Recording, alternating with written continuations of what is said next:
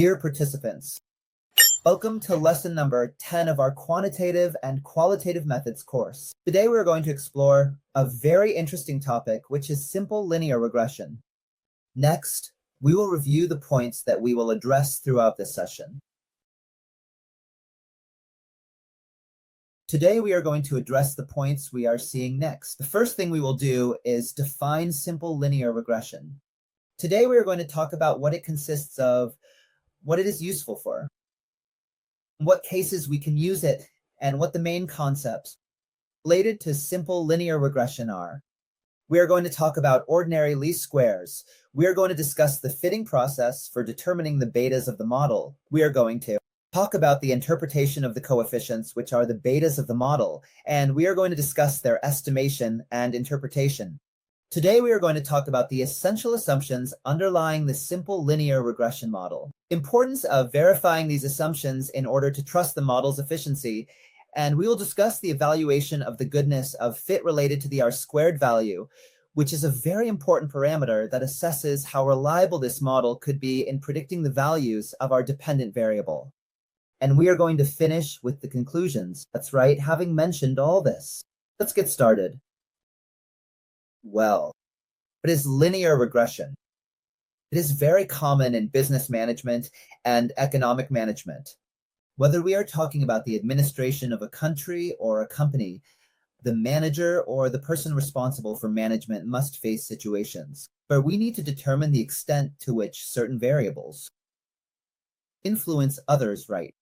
Or what factors may be influencing a variable of interest. For example, in business management, it is very important to ask ourselves what factors might be affecting productivity. What are the criteria or factors that could be influencing the work environment? Or what are the factors, or rather, the criteria that could be influencing customer satisfaction or employee retention, or at the economic level, for example, in a country, what are the factors that are conditioning and influencing the formation of income, such as wage income? Therefore, it is the responsibility of the manager or the decision maker to have a completely clear and quantitative perspective that allows us to determine to what extent certain factors would be explaining or influencing a variable of interest.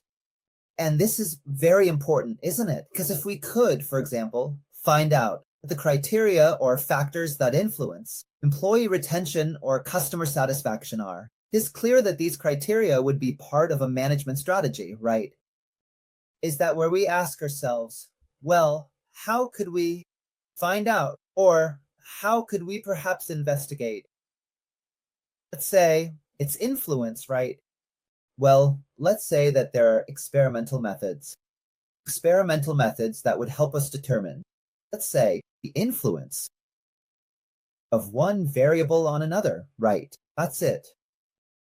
But it is not always possible to experiment. For example, in many cases, we could suddenly experiment to find out if a training program has an influence on job performance. We could conduct an experiment, something we mentioned as an example in the previous video, where we talked about applying a training program to a sample of workers and not to another to see the effect. But that is not always possible, whether for ethical reasons or simply for material reasons.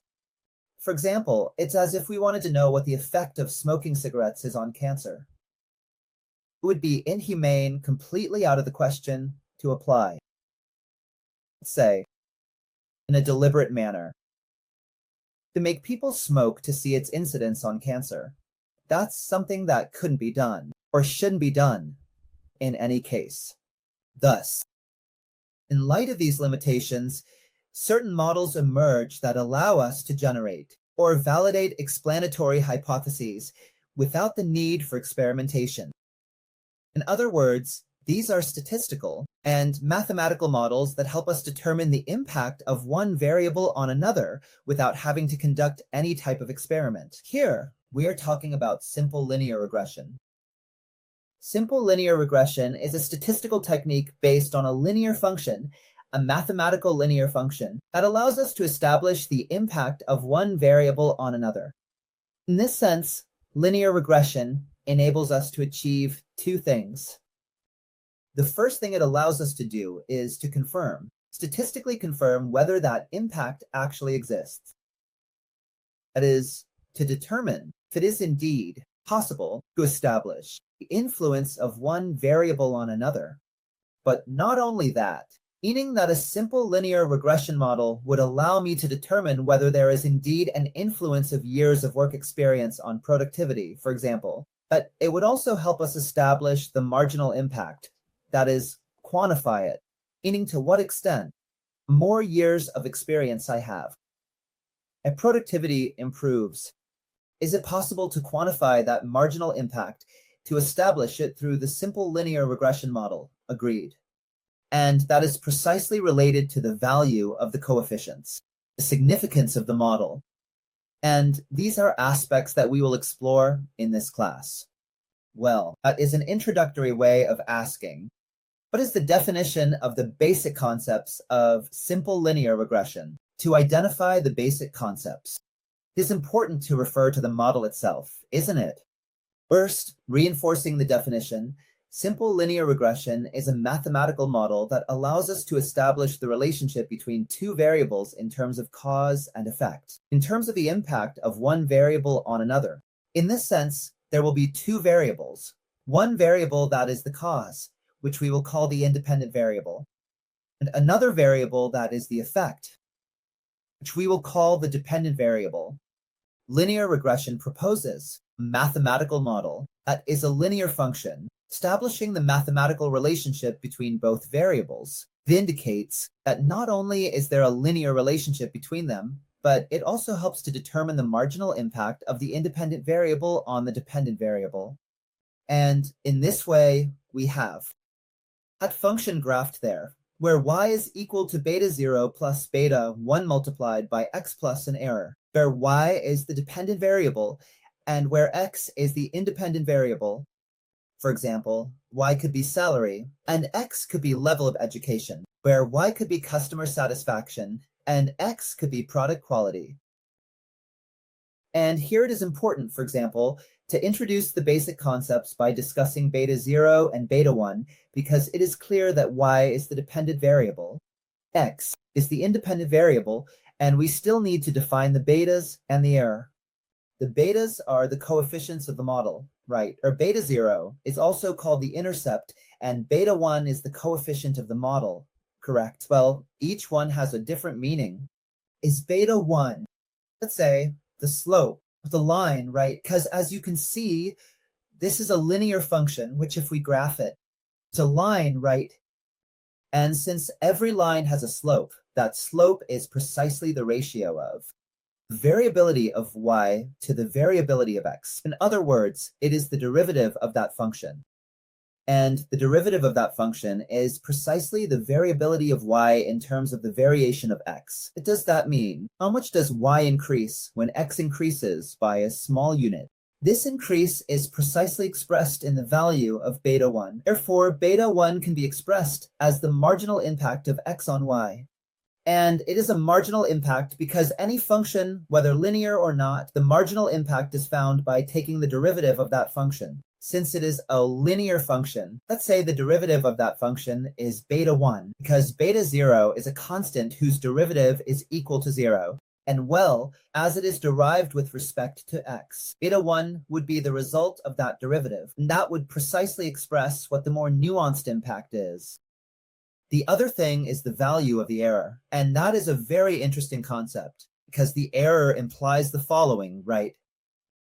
That the value of y could be expressed as beta 0 plus beta 1 multiplied by x, but plus an error, right? That is to say, if we have a set of measurements for variable x and variable y in 2021, I don't think it would be very difficult to accept that this line will not accurately contain all the points, will not contain them. In other words, there will be an approximation, there will be a fitting of a line of a function that specifically tries to approximate that line to the behavior of that variable, but there will be a small difference. That difference is the error. Now, it is important to point out some characteristics of that error. That error must have certain characteristics for this mathematical model, be truly efficient. To begin with, that error must be normally distributed with a mathematical expectation equal to 0. What does that mean? It means that this error should be a product of chance. It must be a product of chance because if it is a product of chance, the expected value will be equal to 0 and it will have to be normally distributed because it will not have any kind of trend. A product of chance means that, well, sometimes we win, sometimes we lose. When the outcome of a game is a product of chance, in the long run, the expected value is equal to 0. How so? Because if the outcome of a game is a product of chance, it means that sometimes we can win, sometimes we can lose, sometimes we can score heavily, and sometimes we can be heavily scored against. That is what chance means. Therefore, the expected value will tend to 0. However, if in a game we always win, or if we win 8 out of 10 games, and lose 2, it is clear that chance is not at play there. It is clear that there is something in that result that we are not seeing. There is a trend. Why do you usually win? Maybe because you are good. Maybe because you are an expert. Though that is not due to chance. That is a very important reflection for understanding the statistical nature of error. If it is truly explained by the model and by the betas, then the residual difference must be a product of chance, and its mathematical expectation must be equal to 0. And if that were not the case, it would mean that there is a trend in that error. And if there is a trend, it would mean that there is information in that error, which would detract from the explanatory power of the model, and therefore the model would be biased. Therefore, in order to trust the model's scarcity and its robustness, we would need to conduct a normality test on the error to determine that the error is indeed normally distributed with a mean or expected value equal to 0. Okay, what is the fitting process? The fitting process consists of the following. In order to establish a relationship between one variable and another, we need to collect the data.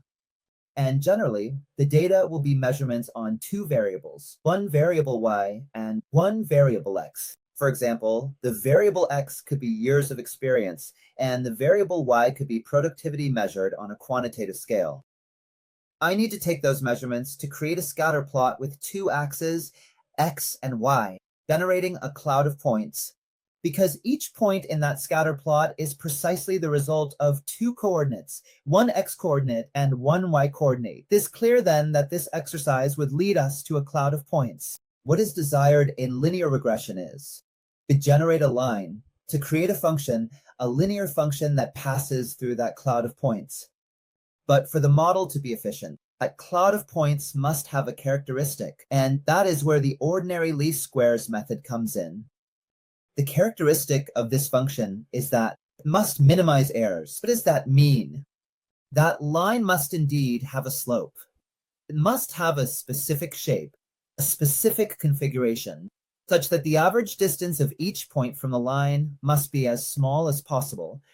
Is it clear that the distance of each point from the line is the error? Because it would mean what the distance is between the y predicted by the model and the actual y. That error has to be as small as possible. Therefore, the line, whose slope will depend on the betas, must try to minimize that error. This is essentially what the ordinary least squares method consists of. Ordinary least squares minimizes the errors by establishing a line that reduces as much as possible the average distance between the points and the line itself. 2001 generating a fitted linear regression model. That's right. Well, here we have an example. For instance, we have 2 variables x and y. As I mentioned, one could be years of experience and the other could be productivity. So you will realize that a measurement has been made generating a cloud of points, a scatter plot on 2 axes, x and y. For example, one can notice from the slope that there is a positive relationship. We see this because as x increases, y increases. What does that mean? It means that the more experience I have, the better and more productive I become. So here a cloud of points is generated. This cloud of points implies existence of a line that passes through it, and in some way, that line synthesizes the information we have there to predict the value of y in terms of x. So the question is, how could that line be formed? Since that line is a linear function, it will be determined by a slope, a. And that slope will be determined by the marginal impact of y on x. Therefore, it is necessary to determine the coefficients of that line. With ordinary least squares, we can precisely and accurately determine which betas could establish a line with the best possible fit. And what do we understand by fit? It minimizes the distances of the cloud of points with respect to the line itself by Tausendian. And in this case, we could already see, for example, the line, right? By performing an ordinary least squares calculation, we have determined that the line that best fits the cloud of points generated by x and y is precisely the one we have here, resulting in an equation, a linear regression equation, where y equals 2.5318 multiplied by x. Considering that the formula for linear regression is beta 0 plus beta 1 multiplied by x, we can identify the values of the betas. In this case, and in this example, beta 0 is 0.818 and beta 1 is 2.5318. It is time to interpret the coefficients. What does beta 1 mean? Does beta 1 mean the following? Since the value of beta 1 is 2.5318, it means that for every unit, that x increases, y increases by 2.5318. That is the marginal impact of x on y. Right? That is the marginal impact. So there we see that. For example, in this case, since x is the number of years of experience and y is productivity, it means that for each year of experience I gain, my productivity will increase by 2,531.8 units. And what does beta 0 mean? Well, beta 0 means the following. If I had no experience, that is, if the value of x were 0, I would have the value of beta 0. That is to say, if I were an employee with 0 years of experience, my productivity would be equal to the value of beta 0, 8. That would be, let's say, the interpretation. Well, in that sense, the coefficients tell us not only to what extent, let's say, they are testing the impact of one variable on another, but also to quantify that impact in marginal terms. But this model must withstand certain assumptions, because every linear regression model is based on certain assumptions that need to be verified. If these assumptions are not met, then our linear regression model would lack the efficiency to explain, in terms of x and y, what those assumptions are. First, the assumption of linearity, which implies verifying that the variables have a linear relationship. And according to the scatter plot, we could see it because basically it would have to do with how the scatter plot is configured. If the cloud of points is configured linearly, there is no longer a linear relationship here. But sometimes the relationship can be logarithmic, it can be exponential. So in that case, a linear regression model is not appropriate. What happens if we have a potential relationship, for example, where y equals 1, for instance, to beta raised to the x? A beta to the x, in this case, would need to undergo a logarithmic transformation, right? Logarithmic transformation. For what purpose? So that by taking advantage of the property of logarithms, we could then rearrange this and make it a linear ratio, right? Because if y is equal to beta raised to the x, I transform everything into logarithm, then the logarithm of y would be equal to the logarithm of the other expression. And as we know from logarithmic properties, the logarithm of b times x raised to the x would be equal to x times the logarithm of b, the natural logarithm. So we would already have a linear regression, but in logarithms, right? Which is a technique to linearize that. That's why it's called linearizing. Linearize. That is, we are transforming a potential into a, what is it called? Into a logarithm, into a logarithmic, but with, what is it called? With a linear expression. We also have the assumption of homoscedasticity. And what does homoscedasticity mean? It is the assumption in which the variance is uniformly distributed along the linear regression. This is done through a statistical test, but in reality, one can also see graphically that it relates to the spread of the cloud of points along the line. Then we also have the assumption of normality, in which we need to ensure that the data indeed have a normal distribution. And finally, we have the goodness of fit, which is basically related to the R-squared parameter. Something we will explore further later on. The R-squared is a measure that we are going to revisit a little. Is the R-squared a measure that tells us what percentage Let's explain that in percentage terms of the total variance of y is explained by the model. 8. This are squared. In this case, in this example, is 0. What does that mean? This means that each time y increases by 1 unit, 99% of that change is explained by the model, indicating a good fit. This suggests that only 1%. The change in y is explained by chance, which the model cannot account for. Thus, the r-squared has a maximum value of 1, and the closer it is to 1, the better the fit of the model. The closer to 0 it is, the less the variance of y is explained by the model, which speaks to the explanatory power of our linear regression model. Well, having explained all this, we will proceed to close the session with the conclusions. In conclusion, simple linear regression is a powerful tool, as we are seeing, helps us understand the impact of one variable on another, not only to confirm that impact, but also to quantify it marginally, and that allows us to predict relationships between the two. In other words, this would allow us to predict the future behavior of y given certain variables of x. It is important to consider the assumptions, that is, before creating a linear relationship model, to conduct a normality test, a linearity test, and a homoscedasticity test, for example. Well, there are also other tests, for example. Let's say the errors, that is very important.